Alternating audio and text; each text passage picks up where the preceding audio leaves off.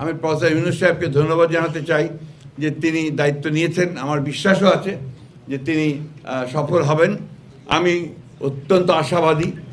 আমি বিশ্বাস করি যে আমরা সবাই যদি আজকে এইটুকু বুঝতে পারি যে আমাদের দেশটা আমাদের, এর ভবিষ্যৎ আমাদেরকে নির্মাণ করতে হবে।